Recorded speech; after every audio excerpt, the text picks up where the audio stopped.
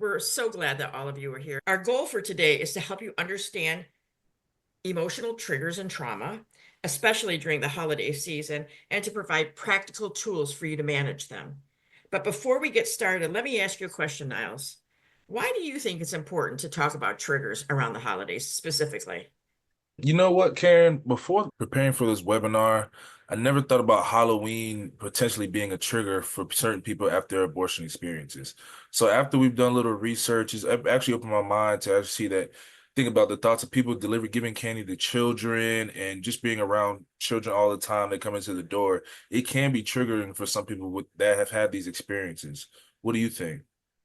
I agree, man. I couldn't imagine having an abortion, no matter how long ago it was, and opening up the door to see all these little kids in costumes asking for candy. I think it would really trigger me. So I agree with you 100%. So let's begin this whole conversation with understanding trauma.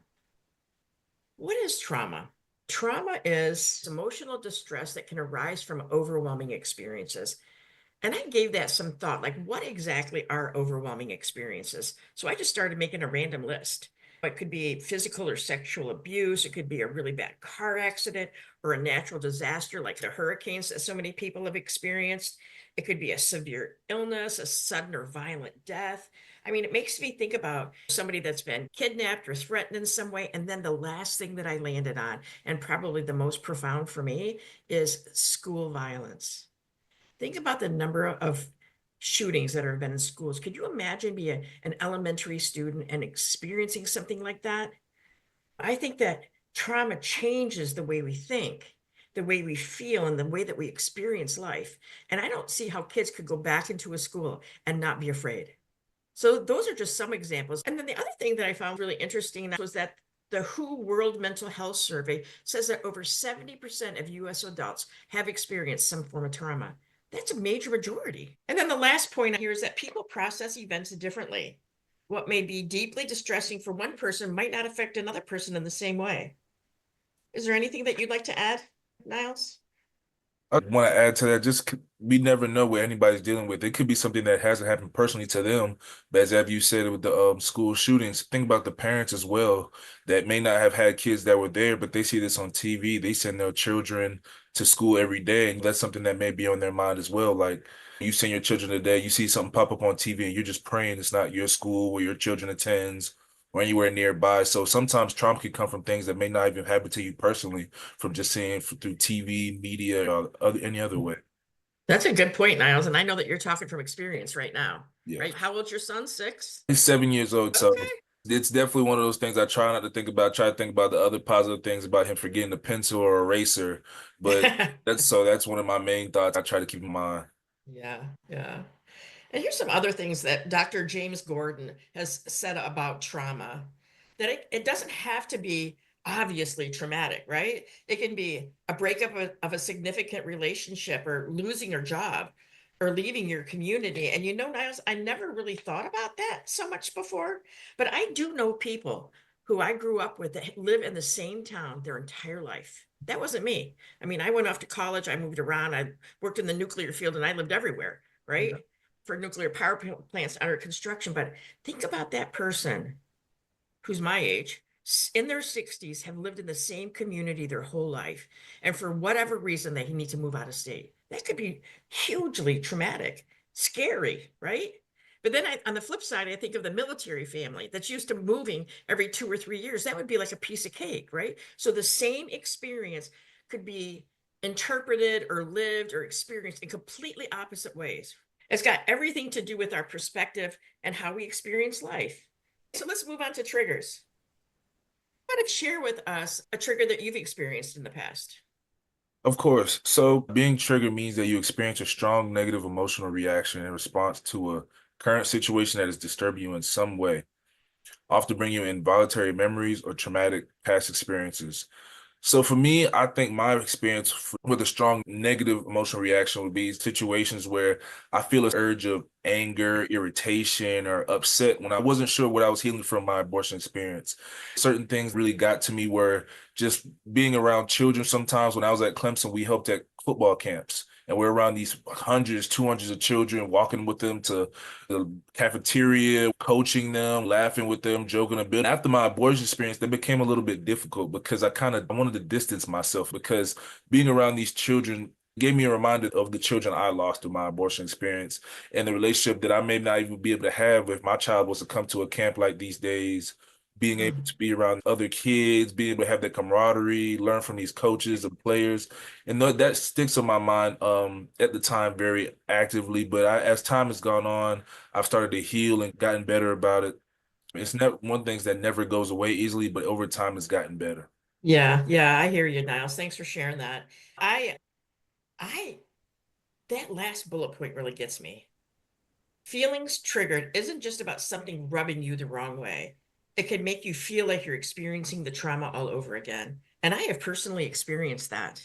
I can remember a time I was having breakfast with a couple that were really great friends of mine, and my male friend said something to me. I can't even remember what the words were that he said, but I remember how it sounded. I remember the tone of voice. And I had a visceral, knee-jerk reaction to the way he said something to me that was harmless. And I jumped up out of my chair. My chair went flying. And I, in a not very kind way, said to him, "Don't you ever talk to me that way." Because that tone of voice propelled me to a time when I had been abused. Hmm. Now, I feel like I had moved on from that, that I had forgiven and been forgiven, but it was something I could not control. And so that is really real for me. And I can see why the US Department of Veterans Affairs would say the same thing, because I think war experience would have that kind of visceral response to it as well. Okay, Kylie. Kylie gets to talk to you about all the brain stuff that I know nothing about. I just want to begin by saying, Karen Niles, you've been incredibly vulnerable with us, and that is just so beautiful. I've never been at an organization that valued that as much. So I want to challenge all of you that are sitting very comfortably watching this webinar. I want to invite you to think of a time that a memory felt unexpectedly vivid. So bring that to your mind. Maybe it was a smell or a song, a friend's pregnancy, or maybe it was a date on the calendar that just hit you. You just felt this sudden wave of emotion. And it feels like you're almost back in that moment in time, as Karen mentioned. It's very intense. For me, you've both led with such vulnerability that I feel called to as well. I love medical dramas. You can show me anything from blood and guts to all the things that happen in an emergency room, and I am right there with you. I'm very excited about medical dramas. After my dad died, I thought, you know what? I'm just going to veg out and watch ER. Okay. Now, let me share with you that my dad's death was a very traumatic experience for me. He required CPR at the very end. Now, I was prepared and trained for CPR, and I have, of course, watched all these medical dramas, so this should be old hat to me, right? But I had not prepared myself for my father's bones breaking during the process Mm. of administering CPR. And so, as I was vegging out to a show that normally gave me a lot of consolation and a brain break, which you all may relate to, they had an episode where they were administering CPR. And I felt such anger that I had not been prepared for the physical noise and the experience of the delivery of CPR. It was extremely traumatic, and I ran from my room. I went to the laundry room in my house, closed the door, turned on the washing machine, and just sat there trying to drown it out. It was a very big moment for me. And so I want to talk about the psychology behind triggers and talk about how the brain works when this happens, because we're not talking about a choice. We're not talking about logical thinking where we take one step, two steps, three steps, and then go straight into an old emotion. Picture kind of an organized filing cabinet. That's how your brain stores regular memories in the hippocampus. It keeps details like what and when and where, so you can just recall them very logically. Your brain handles traumatic memories differently because it perceives them to be a threat, panic.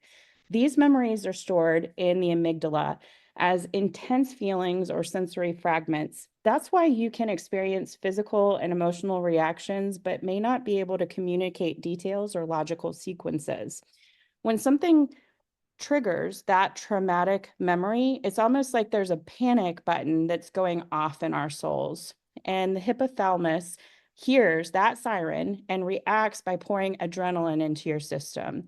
And your brain and body go into that fight, flight, freeze mode. And often your heart rate can speed up.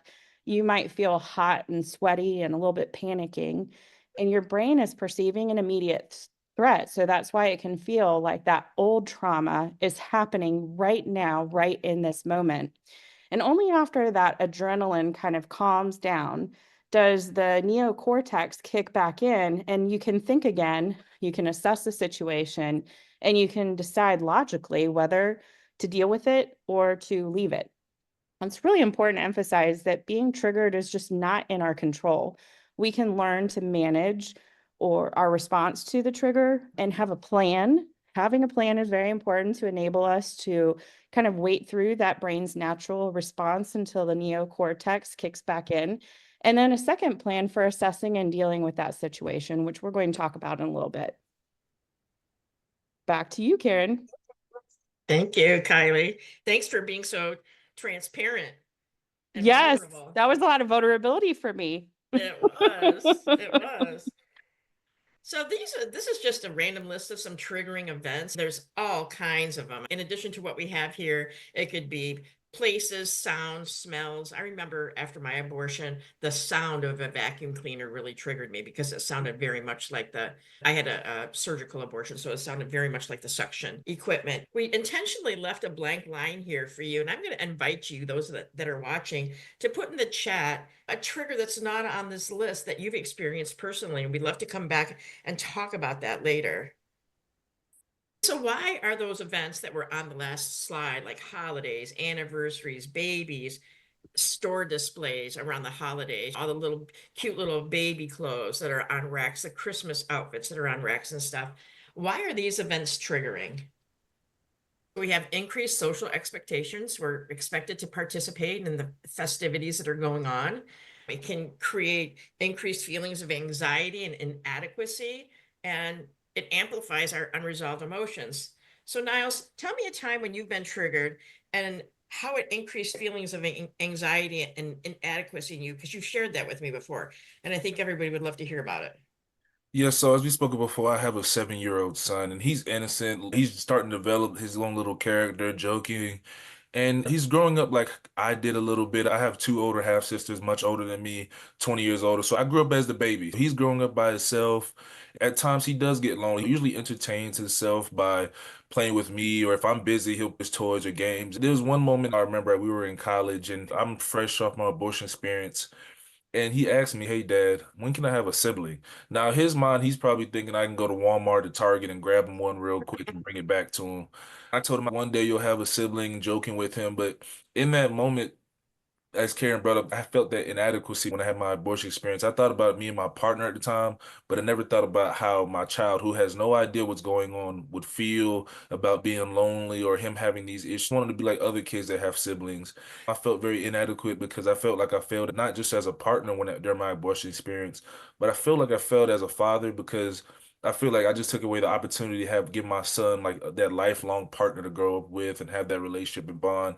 So that moment has always stuck with me. It's one of those things I constantly think about. I hope I answered that correctly. I hope one day I can have this conversation with him when the time comes and he'll be able to understand why he didn't have a sibling right away. And whenever I look at him, I'm always like, are you going to ask this question today? I want to make sure I keep my answer consistent whenever he does ask again.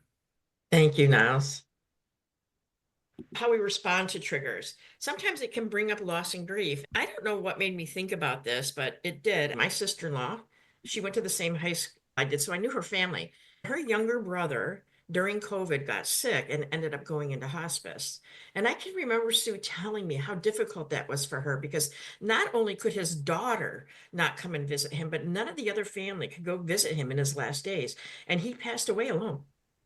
And I can only imagine for my sister-in-law how that date must resonate with her. The date that she found out that he was sick, the date that he went into hospice, the date that he passed away. Anytime she has any conversations with her niece, I can only imagine. So triggers can bring up loss and grief. It can cause us to isolate. And Niles, I want to bring it back to you because in our conversations, you said this is what a man would typically do when it comes to triggers. They would isolate. So can you talk a little bit more about that? Yes, of course. Isolation was one of the things I went to a lot because, as I brought before, I grew up as only a child in my mind. So being alone became very comfortable. People may say it's weird, but the people don't realize just giving yourself self-talk or finding ways to entertain yourself. Being alone becomes something that is very comforting. So when I went through my abortion experience, I felt the best way to avoid problems or avoid the questions or triggers was just to be alone. I didn't want to have those feelings come up. I didn't want to have those thoughts cross my minds. I wanted to avoid all the signs. So I felt the best thing was do things alone. Sometimes it's healthy things I do alone, like I'll go to the movies by myself. I'll take myself out to eat. But it became where I was avoiding being around other friends, families, children, just because I wanted to avoid any kind of way to have those triggers and those feelings come back. I used to have social anxiety. I still do at times, but it worsened so much after my abortion experience to the point where I would go home after a football game. Everybody's out partying and drinking and having fun. And I'll just sit in my room and turn on a Disney movie or just sit by myself because I felt like that was the safest and I could protect myself. Yeah, yeah, I get it. Thanks for sharing that. I took a much more unhealthy approach. I would just get high and then I didn't think about anything. Like emotion didn't bother me at all, but I'm glad that you didn't do it that way. Okay, Niles, here's a testimony from a man in our research project. Could you share this with those that are watching and briefly tell us how that impacts you or how you can relate to it? For over 40 years, my partner's abortion always remained on my mind whenever I was around babies at family gatherings. This quote stood out to me very much because I felt like I could see myself in this quote. Me being an athlete, we have games, practices, people are bringing their families out there. Some of my teammates that had kids, they'd be out there as well. And my partner at the time, after our abortion experience, we stayed together for some years. And she would be at the practices, and my son would come, and I would see a lot of these things going on, people hugging these kids. And she had a great relationship with my son, but she was always on my mind because I would wonder what she's going through. Being around people that have had other kids, she's wanting her own one day. We could have had our own right here, right now at practice and games, and being around everyone. And I always wanted to ask her, "How are you? Are you okay?" But I didn't because I pushed everything in the back of my mind from our abortion experience, everything me and her experienced and went through. And I just didn't want her to relive those experiences, feelings, because it was one of those things during our relationship, we just never spoke about it again. It happened and we tried to forget about it, ignore it. And I did my part, even though I constantly thought about it. I never wanted to bring it to her because I know it affected her very differently. And we never had the conversation, so I wasn't even sure what she was thinking. So that Yeah. stood out to me a lot. And that's really common to not talk about it. And it's really common for relationships to end. We hear it said all the time, abortion is socially accepted, but nobody ever talks about it. I never talked about it with my boyfriend afterwards, ever. And our relationship ended a few years later as well. So I just want to normalize that for you. All right, Niles? Okay, here's another male client testimony. I'm just going to highlight the stuff that's highlighted. You can read it on your own. Holidays are hard. I have a lot of resentment around the holidays because of the people that influenced my abortion decision. It's hard for me to be around them and act like I'm joyful when I'm not. It brings all that anger and pain to the surface. It's kind of hard to feel like celebrating anything. Man, this is a big one for me. This is a really big one for me. I mean, there's so much going on in this testimony.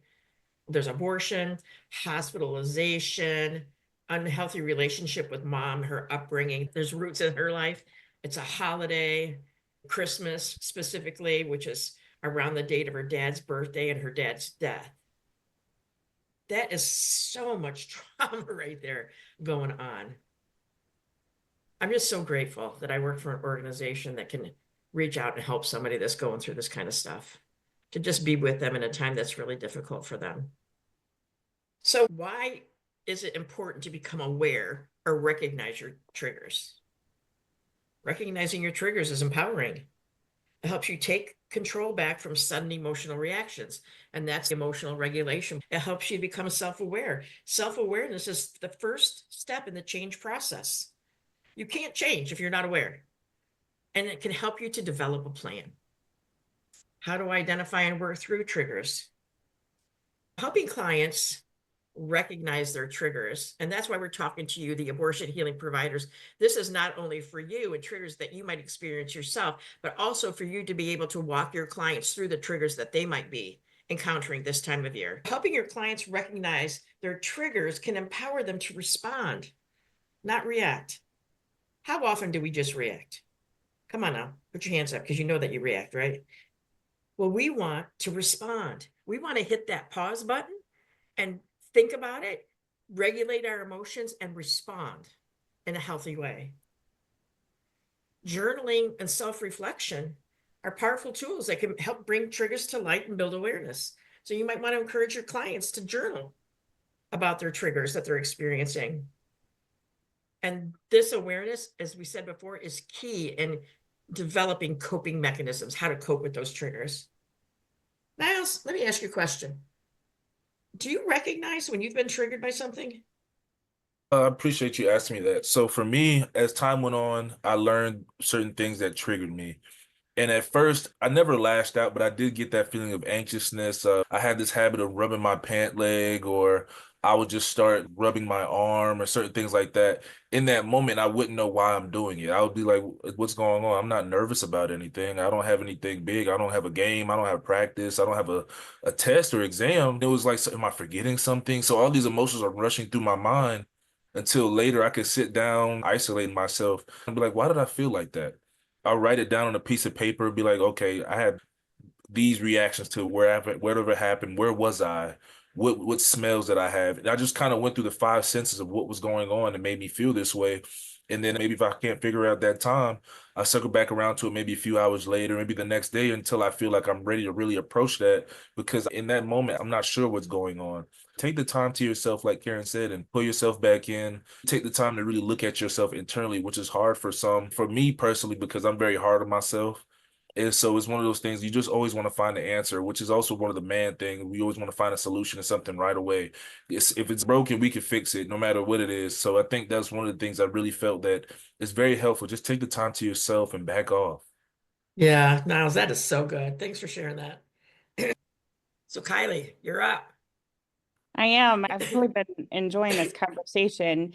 There's a slide you went past a few ago, and it said, why recognizing triggers is empowering.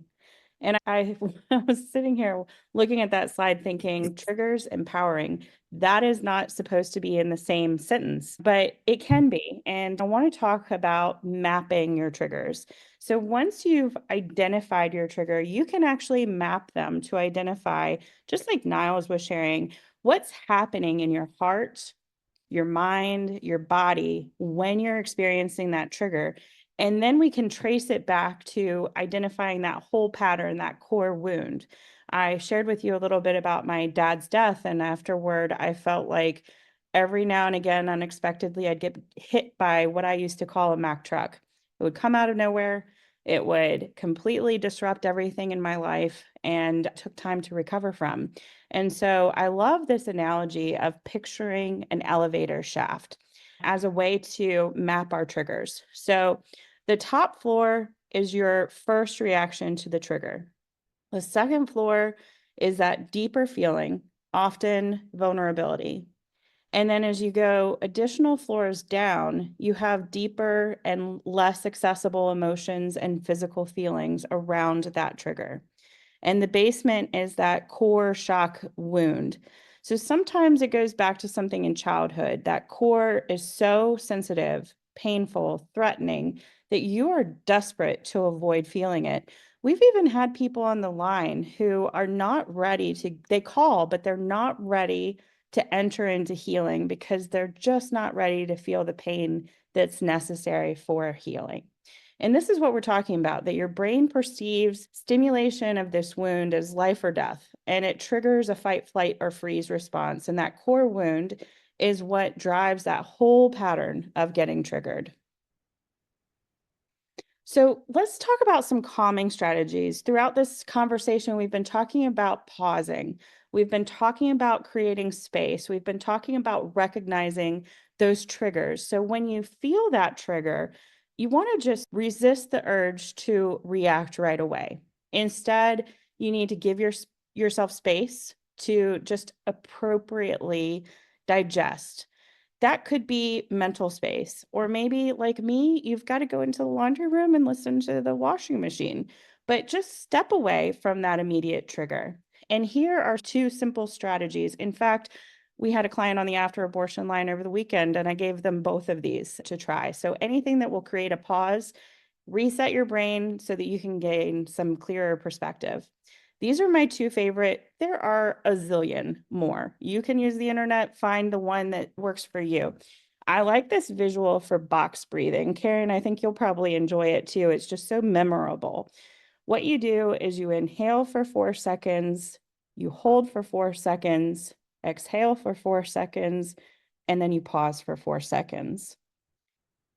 It's a way of focusing the mind and regulating your breathing. The next is the 5, 4, 3, 2, 1 exercise. Now talk about another memorable one. This is a way, and Niles actually was describing it without using the 5, 4, 3, 2, 1 word, but he was mentioning to you that he took a moment to evaluate his senses. So 5 things to see, 4 things to touch, 3 things you can hear, 2 things you can smell, and 1 thing you can taste. This is a way for you to kind of pull back into that present moment so that the neocortex can re-engage. Niles, will you share some additional coping tips with us? Of course, one of the things for me is music. I love music, any kind of music. I'm still trying to learn country music a little bit, trying to navigate that. I didn't grow up around that really. But for me, just going to music as well as when I was growing up, I played video games and I still do that at times, not as much as I used to with working and doing other activities. But just being able to sit down and play one of my favorite video games or just get away from everything for a little bit. Sometimes we just need to like read a book, maybe podcast, just any way to give you a little slight break from life, maybe 10 to 20 minutes. And that'll just give you a chance to get your mind and your energy back up. Or really, I like to say my social media gets really low sometimes. When I gets low, my friends know I get that look, hey, I need I was like, it's like all the conversation go around me. I'm here. The lights are on, but nobody's home right now. And I always Yeah. tell them that's one of my go-to methods. Man, that's terrific. And it's wonderful that you have created this rapport around you. I would say that that's another example of a technique, to create awareness around your friends that you hold close to help them to know how to support you in those triggering moments. I want to just remind everyone that there are different sizes of triggers. There might be something that's a little bit triggering, and there might be something that is extremely triggering, and you're going to need different tools. So while you're searching for tools and while you're mapping out your triggers, just recognize that there's a different tool, a different way to stop that spiraling impact. And that might be something that would require clinical care if you want to work through some bigger, heavy duty tools. So as we talk about how to cope with triggers, I want to identify a few that really stuck out to me that I've used. And I mentioned one a little bit earlier with staying connected to my support team. So my support team I identified as being my parents, my very close friends, certain family members that would really help me through these emotions. And they will understand and know certain things I do. So the signs, like I told before, when I get anxious, I rub my hands. My friends and family have realized that, and they'll pull me aside or send me a text message. Hey, are you okay? Do you need a break? Do you need me to get you out of here or some kind of assistance? Also, another thing I really practice is don't compare. This may be a common quote that you hear. Maybe some have it. Comparison is a thief of joy. As an athlete, I've used that. As a person, I've used that because the way that life is in society, everybody wants to say, oh, this person has this. This person looks so happy. But you never know what's going on behind closed doors. But you're bringing down your joy, lessening your goals and accomplishments just because you're wondering what this person is doing. So that's one thing I always constantly tell myself is comparison is a thief of joy. And I just wish everybody could think about life like that and keep that in mind because at the end of the day, we're all living our own lives. We all have our own struggles or we have our own goals. And we should just live our life and focus on that.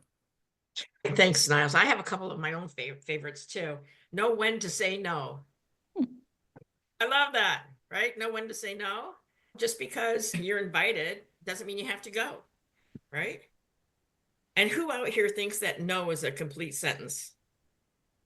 Yes, yes. You don't have to give a reason or anything like that. And I love this one. Maybe it's because I'm not the person that I used to be. Learn to accept who you are today. I'm not who I once was. You might not be who you once were. Do you like who you are today? Something to think about.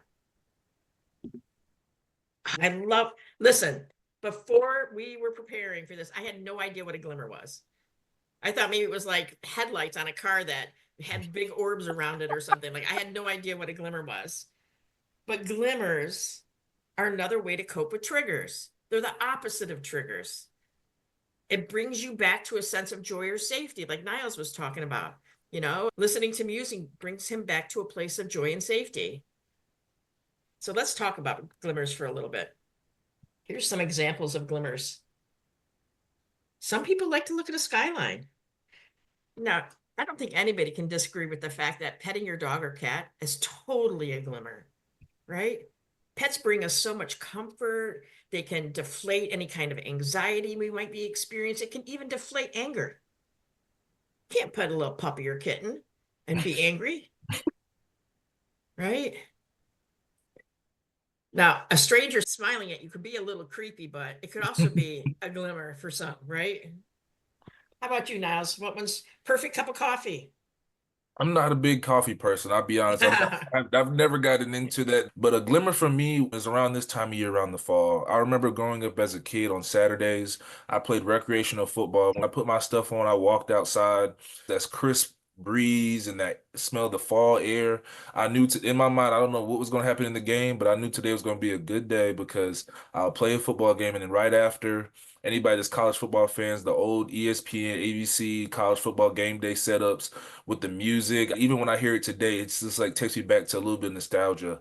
And before we had this webinar, I didn't know what a glimmer was. I just thought it was a blissful, happy moment that gave nostalgia. But now that I could put a name with it, I could start recognizing and writing down all my glimmers. That's right. That's right. So we're going to wrap up and then we'll go into Q&A with this last testimony from a woman. And what's important about this is she had an abortion. She was connected to a therapist. She doesn't like to tell most people about it because no one seems to understand, which we hear quite often. And she was in an abusive relationship and she needed to heal from that before she could ever address her abortion experience. But now, since she's worked through that with her therapist, she's now at a place where she's ready to focus on her abortion healing journey. I find that to be very uplifting. Kylie, you're up. Q&A. Q&A time. Q&A. I'm here for it. Can we just take a moment of silence for you thinking glimmers were headlights? That would not be a glimmer. Well, we've gotten a couple of questions through our DMs. I'm not sure which one of you is going to feel called to answer this one, but I'm just going to pick on you, Karen. So, question on the table is it only unresolved trauma that can be triggered? Do healed people have triggers? I think so. I think I'm an example of that, right? With the abuse that I experienced decades ago, I certainly have moved on. I've forgiven. I've been forgiven. I don't think about it at all. Yet there's moments, and it's not even a tangible moment. It's not like me seeing somebody being abused. It's the way somebody speaks, or perhaps a movement that somebody might do that just propels me back to that place. And I think I've resolved that trauma for me in the past, but I think it's just when we experience trauma, it becomes part of us. You can't not remember it, right? Like when I went through Hurricane Ian, it was super traumatic. And this season, when there's all these hurricanes that have been coming to Florida and to the rest of the country, you can't not experience a trauma that you've had in your past. But that doesn't necessarily mean that it's not resolved. Does that make sense? It does. And I love what Deborah has written in the chat. She said, as healing continues, the severity of the trigger subsides and lessens. And I think that's a really important statement. So thank you, Deborah, for posting that. Also got just a really cool question from Jane. She was asking if there are new triggers related to medication abortion that maybe we just haven't seen with surgical abortion in the past. I actually want to call on myself to answer this question because I had an experience with an after abortion line client we were caring for. She shared with us that she experienced her abortion in the middle of the Easter family gathering in the bathroom. She had told her family and everyone who had gathered that she was experiencing a stomach virus. And so for her, the triggers were those gatherings of family together, and her bathroom became a triggering space.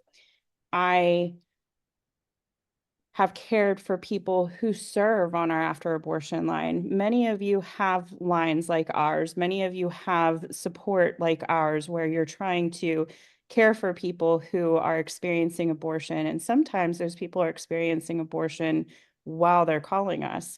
And at that time, we have received images. They have shared with us images of what they're experiencing because they think that it may not be normal. For my team who serves them, it can be extremely triggering to see those images. If they've had an abortion, it can take them back to their own abortion experiences. And it's a time even for healed people to take a step back and to step back from the line, step back from serving that next client that calls, and take care of oneself. So I just want to bring those things up. We have another question here, and Niles, it might be up your alley.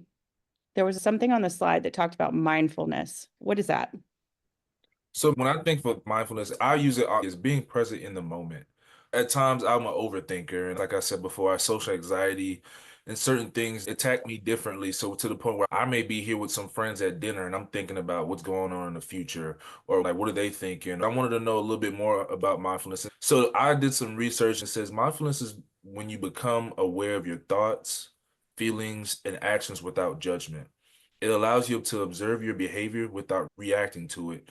Mindfulness can help you manage your day because it gives you perspective and lets you see things more clearly. And that's a testament to how I've used it myself, is just to be able to enjoy the small moments. It's taught me not to sit in my trauma when I feel a little bit anxious or I feel a little angry or irritated. Let me be in the moment, as in enjoy my friends. You don't get these times and memories back. And I feel like that's a big thing for me that I've used in my time with practicing it. Thank you, Niles. Karen, you're on the hot seat. This one's complicated. You ready? Mhm. All right. So sometimes triggers can be our sign that we need to go into healing. And sometimes our triggers might be a sign that we need time, space, clinical care. How do you discern? How do you know what the trigger means as far as my next step goes? I think I would evaluate it just like I would anybody that's entering after abortion healing. We have a client group readiness assessment that we've developed, which asks some questions that have numeral ratings to the answers. And then there's follow-up questions just to get a better understanding. It's really just evaluating the state of mind of where the person is. So I don't know that I would evaluate triggers in any other way other than just to do that assessment, quite honestly. And Karen, you always tell me something that I think some of us make more complicated. What does the client say they're ready for? Let's ask. It was almost like a broken record when I started here. I kept hearing remain curious, remain curious, remain curious, remain curious. I could probably say remain curious in my sleep at this point, y'all. So remain curious. If you're experiencing a client who's having triggers and you're trying to figure out, should they take the road toward healing or should they take the road toward clinical care, something else that perhaps is a different type of healing for them. Client group readiness assessment is going to be a great tool. And also just remaining curious with that client to ask them what it is that they're ready for, what it is that they feel called to, and supporting them as best as you can.